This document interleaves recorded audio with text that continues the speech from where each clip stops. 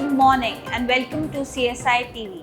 I am Dr. Nanit Suarez, Medical Advisor from M.CURE Pharmaceutical here at Chennai Trade Center for CSI Conference 2022.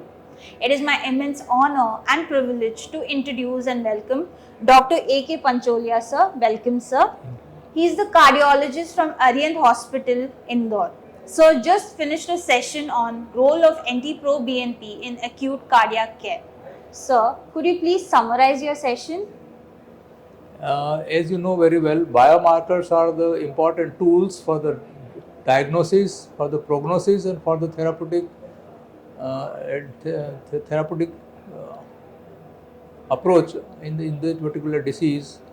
And NT-proBNP is important biomarkers, particularly in heart failure patients. It is also useful in the diagnosis of pulmonary embolism, prognostication in pulmonary embolism, also in acute coronary syndrome, not mainly for the diagnosis but for the prognostication. And lastly, it is also useful in patients with cardioembolic strokes, particularly related to atrial fibrillation.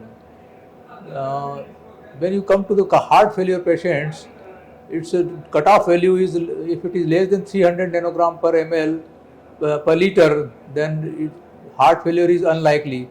But when it is more than 450, particularly in the age group of less than 50, and in the age group of 50 to 75, it is more than 900, and age group of more than 70 years, if it is more than 1800, then it is diagnostic of heart failure. It is also useful for the prognostication in heart failure patients, and the trials clearly showed that when there is higher levels of baseline higher levels of NT-proBNP in heart failure patients, the prognosis is poor. Or with the treatment, when the NT-proBNP levels are not coming down, it sustainably remain at the higher levels, the prognosis is bad, and rehospitalization is much more. It is also useful in coronary artery disease patients, particularly non-STEMI elevation MI, acute coronary syndrome, compared to STEMI patients, where the NT-proBNP levels are diagnostic of the non-ST elevation MI patients, and also for the prognosis when the levels are high. And it is also useful in patients with the cardioembolic strokes. In cardioembolic strokes, when the levels are high, then it is highly suggestive that probably the etiology must be atrial fibrillation, because in those cases the levels are high. So this is for the diagnosis, what should be the proper etiology behind the cardioembolic stroke.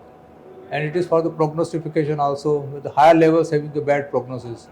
And lastly, it is also useful in patients with pulmonary embolism also, when the higher levels are suggestive of right ventricular strain and right ventricular stage because of the pulmonary embolism, and that showed a bad prognosis in those patients, the high levels. Thank you very much.